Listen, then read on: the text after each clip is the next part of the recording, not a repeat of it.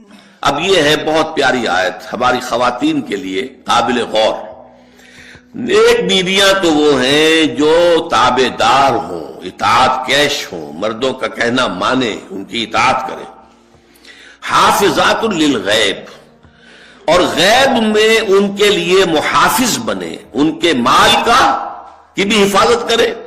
یہ نہیں خیانت کر کے اب شوہر تو گیا ہوا جو چاہو اس کے مال میں سے جس کو میں جو چاہوں دے دوں، نہیں، یہ اس کا مال جو ہے وہ اسی کا ہے، اس کی خیانت نہیں کرے گی، وہ امانت کے ساتھ حفاظت کرے گی، اور اس کے علاوہ اپنے نفس کی حفاظت کرے گی، اس لیے کہ وہ بھی اب شوہر کی امانت ہے۔ اب اس کا جو بھی جنسی معاملہ ہے وہ اس کے اپنے اختیار میں نہیں رہا، اس کو مل کے بزا کہتے ہیں ہماری فقہ کے اندر، کہ در حقیقت اس کا اختیار کامل اب شوہر کے ہاتھ میں آ چکا ہے، اس کے جنسی اعضاء جو ہے وہ شوہر کے کنٹرول میں ہے، مل کے بزا، ملکیت گویا کہ اس کی ہے، لہذا اس میں کوئی خیانت اگر وہ کر رہی ہے تو وہ بھی اس کے خلاف ہو جائے گا معاملہ۔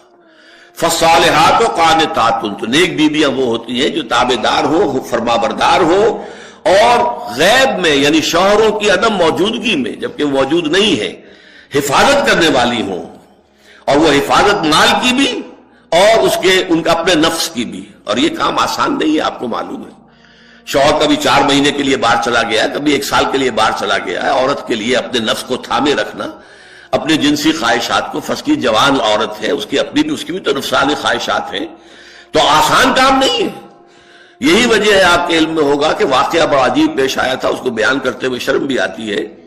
حضرت عمر رضی اللہ تعالیٰ عنہ اپنی رات کے گشت میں ایک مکان کے پاس سے گزر رہے تھے، تو انہوں نے سنا کہ ایک عورت جو ہے وہ بڑے درد بھرے الفاظ میں کچھ گا رہی ہے۔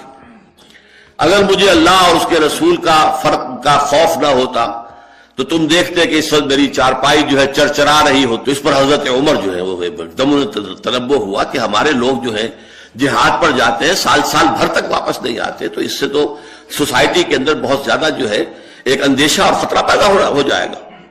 تو انہوں نے اب دیکھیے یہ بات بھی کہ دین میں کوئی شرم اور حیا اس معاملے میں نہیں ہے، کہ اپنی بیٹی سے پوچھا، حضرت حفصہ سے، اب وہ بیٹی بھی ہے اور ام المومنین بھی ہے، حضور کی اہلیہ ہے تو ام المومنین ہے، لہذا حضرت عمر کے لیے بھی ماں کے درجے میں ہے، اگرچہ ہے حضرت عمر کی صاحبزادی، کہ تم مجھے بتاؤ حفصہ ایک عورت زیادہ سے زیادہ کتنے عرصے تک صبر کر سکتی ہے؟ اور کوئی قباحت محسوس نہیں کی حضرت حفصہ رضی اللہ تعالی عنہا نے، کہ 4 مہینے۔ تو پھر انہوں نے یہ آرڈر نافذ کر دیا، کوئی مجاہد 4 مہینے سے زیادہ جو ہے وہ بحث پر نہ رہا ہے، لازماً وہ آئے چھٹی لے کر اور وہ گھر پہنچے۔ آپ اس کی روشنی میں دیکھیے جو کچھ ہمارے ہاں ہو رہا ہے، امارات میں جو لوگ کام کرتے ہیں، سعودی عرب میں کام کرتے ہیں، باہر کے ممالک میں کام کرتے ہیں، جوان بیویوں کو یہاں چھوڑ جائے، پھر جو قصے ہوتے ہیں، جو سکینڈلز ہوتے ہیں، پھر جب وہ شوہر صاحب تشریف لاتے ہیں تو وہ دیور اور بیوی جو ہے مل کر اسے قتل کرتے ہیں، اس لیے کہ یہاں تو دنیا بدل چکی ہے، دیور کی اور بھابھی کے رشتہ کچھ اور ہی بن چکا ہے، لہذا وہ قتل بھی کرتے ہیں، مال بھی سارا لے لیتے ہیں۔ یہ ساری خبریں آپ اخبارات میں پڑھتے ہیں، یہ کیوں ہے؟ فطرت کے خلاف ایک طرز عمل آپ اختیار کر رہے ہیں، یا تو اپنی فیملیز کو ساتھ لے کر جائیے، یا یہ ہے کہ پھر یہ وقفہ کا جو ہے معاملہ زیادہ، میں سمجھتا ہوں اس حدیث کے بعد جو حضرت عمر کا فیصلہ تھا 4 مہینے کا، اس سے زائد جو ہے باہر سٹے کرنا، اپنے گھر نہ آنا، ایک اعتبار سے گناہ کے درجے کی بات ہو جائے گی۔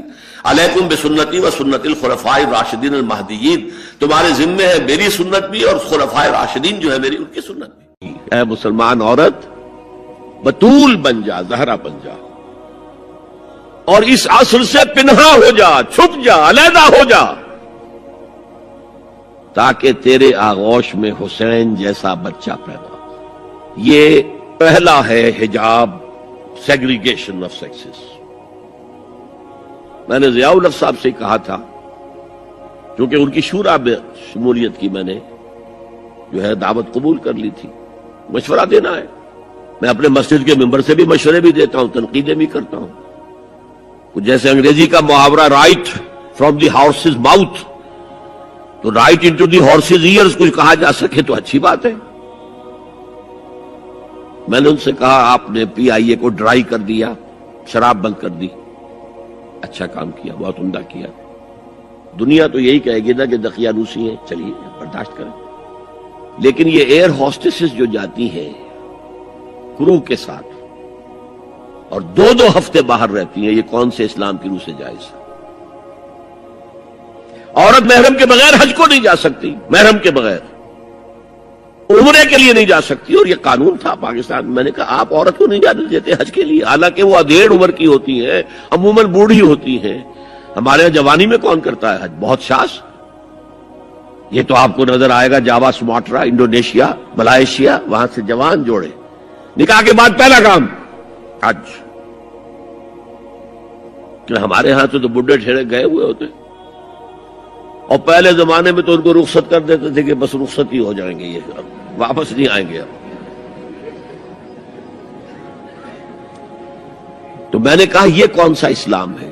خاموش، چپ۔ میں نے کہا یہ ناشتے کی ٹرے اور کھانے کی ٹرے مرد نہیں رکھ سکتے سامنے؟ میرے خلاف باقاعدہ خواتین نے جلوس نکالے پاکستان میں جب میں نے پردے کی بات کی۔ گورنر سندھ کی بیوی جو ہے اس نے لیڈ کیا جلوس کو۔ میں طالبہ کیا کہ ان کی ٹیلی ویژن کے اوپر جو ہے ان کا سامنے آنا بند کیا جائے۔ میں نے کہا ٹھیک ہے۔ بدا الاسلام غریبا ویسعود کما بدا فطوبی للغرباء۔ اسلام شروع ہوا تھا تو اسی حالت میں تھا کہ کوئی اس کو جانتا پہچانتا نہیں تھا، پھر جب اسلام غالب ہو گیا تو طاقتور کے تو سبھی دوست ہیں، سبھی پہچاننے والے، لیکن ان قریب اسلام پھر غریب ہو جائے گا۔ تو جو اسلام کی غربت کے ساتھ خود غریب ہو جائیں ان کے لیے مبارکباد۔ اسلام کا دامن نہ چھوڑے، چاہے انہیں کہا جائے کہ یہ تو بڑے ہی دقیانوسی لوگ ہیں، بڑے کٹر لوگ ہیں۔ میں نے اس زمانے میں چیلنج کیا تھا، مجھے بتاؤ کیا فرق واقع ہوتا ہے؟ آپ کہیں گے عورتوں کو اگر ہم گھر میں بٹھائیں تو ہماری اکانومی سفر کرے گی، آدھی ہماری جو ہے لیبر وہ کام نہیں کرے گی۔ میں نے کہا where there's a will there's a way۔ Cottage industry کا انتظام کرو، نمبر 1، گھروں میں بیٹھ کر کام کریں۔ دوسری جنگ عظیم کے دوران ایک بڑا علاقہ تھا دلی میں جس کا ہر گھر کارخانہ بنا ہوا تھا، کرخندار، یہ ایک قوم کا نام پڑ گیا، کرخندار۔ چھوٹی چھوٹی مشینیں لگی، کہیں بٹن بن رہے ہیں، کہیں بکسوئے بن رہے ہیں، کہیں نکریں سل رہی ہیں، کہیں پینٹیں سل رہی ہیں، کہیں جو ہے کرتے سل رہے ہیں، قمیضیں۔